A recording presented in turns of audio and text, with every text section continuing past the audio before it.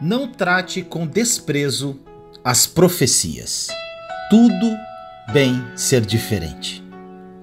1 Tessalonicenses 5, 19 e 20 diz: não apaguem o espírito, não tratem com desprezo as profecias.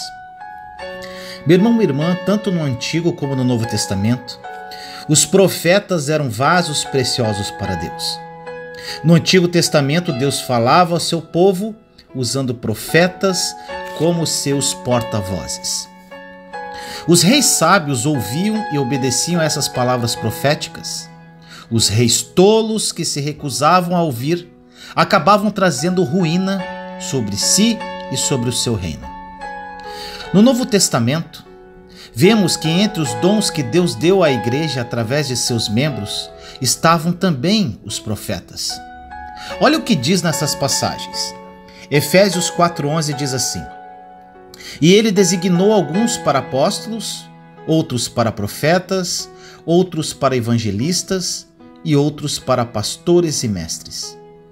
1 Coríntios 12:28 diz: assim, na igreja Deus estabeleceu primeiramente apóstolos, em segundo lugar profetas, em terceiro lugar mestres, depois os que realizam milagres, os que têm dom de curar, os que têm dom de prestar ajuda, os que têm dons de administração e os que falam diversas línguas.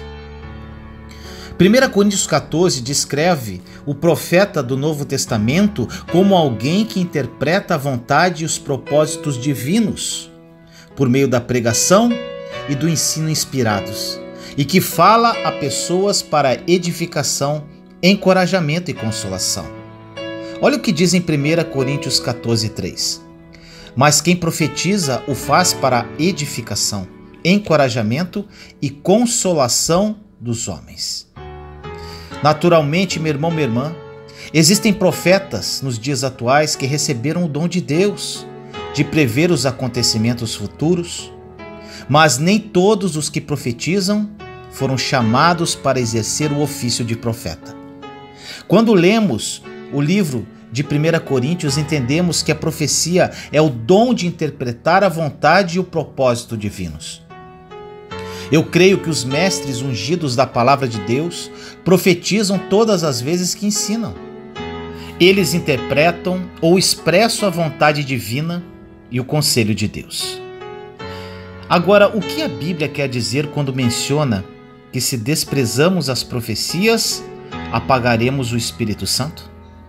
Primeiro, significa que devemos amar a pregação da palavra de Deus, ou sufocaremos o progresso que o Espírito Santo deseja que façamos. É impossível crescer espiritualmente sem a palavra de Deus. A palavra é para o espírito, o que alimenta é para o corpo. Precisamos dela regularmente para sermos saudáveis. Em segundo lugar, acredito que essa passagem significa que não devemos fazer críticas ou ter qualquer atitude negativa para com o dom da profecia ou para com qualquer outro dom do Espírito. Devemos respeitar os dons e honrar aqueles através de quem eles fluem. Os dons que receberam foram dados pelo Espírito Santo para nosso benefício, para nos ajudar a crescer e amadurecer. Muitos cristãos desrespeitam os dons que certas pessoas carregam. Ao invés de ficar observando como Deus está agindo através de outras pessoas, precisamos olhar para Jesus e agradecê-lo pela oportunidade de ter levantado essas pessoas para o bem da igreja como um todo. Cada pessoa tem um propósito específico, um dom que carrega, um chamado que a conduz. E tudo bem em ser diferente. Todos nós somos diferentes, como o sol, a lua e as estrelas. Em 1 Coríntios 15:41 diz: um é o esplendor do sol, outro o da lua e outro o das estrelas. E as estrelas diferem em esplendor uma das outras. Deus nos criou para sermos distintos uns dos outros e Ele fez isso de propósito. Cada um de nós atende a uma necessidade e todos somos parte do plano geral de Deus. Quando nos esforçamos para ser como os outros, não apenas nos perdemos, como também ferimos o Espírito Santo. Deus quer que nos encaixemos no seu plano e não que nos sintamos pressionados a tentar nos encaixar nos planos dos demais. Tudo bem em ser diferente. Não há nada de errado nisso. Todos nós nascemos com temperamentos diferentes, aparências físicas diferentes, impressões digitais diferentes, dons e habilidades diferentes. O nosso objetivo é descobrir o que devemos fazer como indivíduos e sermos bem-sucedidos nisso. Em Romanos 12 nos ensina que devemos nos dedicar ao nosso dom. Em outras palavras, devemos descobrir em que somos bons e depois nos lançamos de todo o coração ao exercício dos nossos dons. Eu, meu irmão, minha irmã Vinícius, descobri que gosto de fazer aquilo que faço bem. Algumas pessoas sentem que não são boas em nada, mas isso não é verdade. Quando nos esforçamos para fazer o que as outras pessoas fazem bem, geralmente falhamos, porque não fomos dotados para tais coisas. Mas isso não significa que não somos bons em nada. Devemos procurar aquilo que fazemos bem e nos dedicar a isso. Todos nós temos limitações e devemos aceitá-las. E isso não é ruim, apenas um fato. É maravilhoso ser livre para ser diferente, não para achar que algo está errado conosco porque temos diferenças.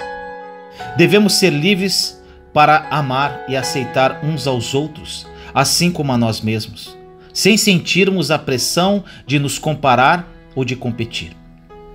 Pessoas seguras que sabem que Deus as ama e tem um plano para elas, não se sentem ameaçadas pelas habilidades dos outros. Meu irmão, minha irmã, eu encorajo você a ser seguro bastante para desfrutar do que as outras pessoas podem fazer e para desfrutar do que você pode fazer.